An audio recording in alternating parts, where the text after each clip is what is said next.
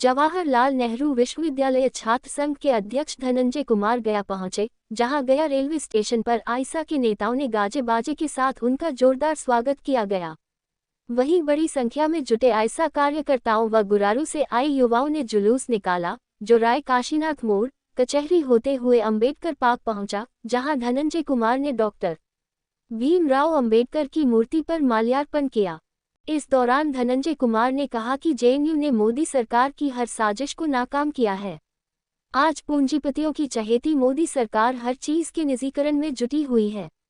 बेताशा fees वृद्धि कर गरीबों को शिक्षा से वंचित करना चाहती है। हम लोग सबको गुणवत्तापूर्ण सस्ती शिक्षा की लड़ाई लड़ रहे हैं। वहीं लंबे समय से बिहार की सत्ता पर काबिज नीतीश कुमार के राज में भी शिक्षा और स्वास्थ्य का बड़े पैमाने पर निजीकरण हुआ है।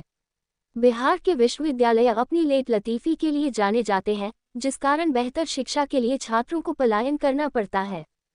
उन्होंने कहा कि एनडीए राज में बढ़ते अपराध की घटनाओं से बिहार शर्मसार हो रहा है।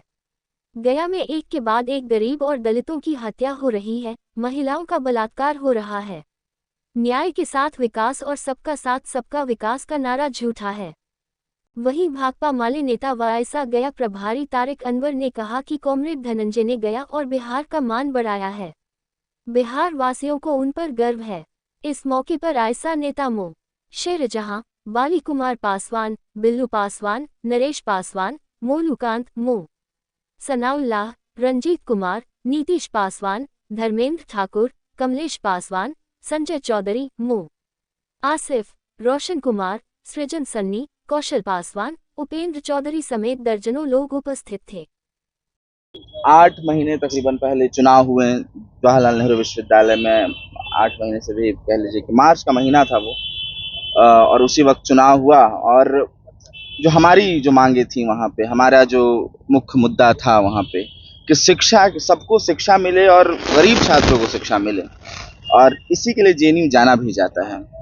और आप देख रहे हैं कि किस तरह से मौजूदा सरकार पूरी तरह से हायर एजुकेशन पर हमला जिस तरह से कर रही है, एनईपी लाकर, नेशनल एजुकेशन पॉलिसी लाकर, सीयूईटी लाकर, और बड़े शहरों के विश्वविद्यालय को वो भी नहीं बच रहे हैं। और जो छोटे शहरों के विश्वविद्यालय हैं, गया के अगर कोई कॉलेज है या फिर अलग अलग इलाकों के कॉलेजेस हैं, तो उनको और पूरी तरह से तबाह करने पे ये तुल गई है। आप जानिए कि सीयूईटी आ रहा है, तो जो कॉलेज की अपनी एक ऑटोनॉमी, मतलब एक कहिए कि लोग जाना जाता था जिसकी वजह से कॉलेजेस को, कि हम गया कॉलेज में एडमिशन लिए हैं, हम फलना कॉलेज में एडमिशन लिए हैं, आज वो चीज़ें ख़त्म हो गई हैं। आज सब कि हम कोई बड़े कॉलेज में बाहर जाके यहाँ पढ़ें। और हम सब लोग जो हम हैं, और फिर यहाँ पे और भी कई लोग हैं, सब हम लोग को विस्थापना का सबसे ज़्यादा दंश झेलना पड़ा है बेहतर शिक्षा के लिए।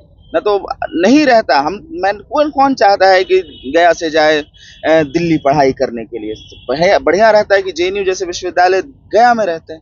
लेकिन ये विस्थापना हम सबको, कि गया के लोग या फिर बिहार के लोग कह लीजिए, पूरी तरह से बेहतर शिक्षा के लिए, बेहतर स्वास्थ्य के लिए, बेहतर रोजगार के लिए अगर कहीं जा रहे हैं तो बड़े शहरों में जा रहे हैं। क्या पहल होनी चाहिए, क्या करेंगे इस तरह? मतलब इसमें तो यही पहल होनी चाहिए कि जो मौजूदा सरकार है, जो सरकार है, उसको पूरी तरह से शिक्षा पर ध्यान देना चाहिए। और ज़्यादा से ज़्यादा, हमारा एक नारा भी है कि शिक्षा पर जो खर्चा हो बजट का 10वां हिस्सा हो।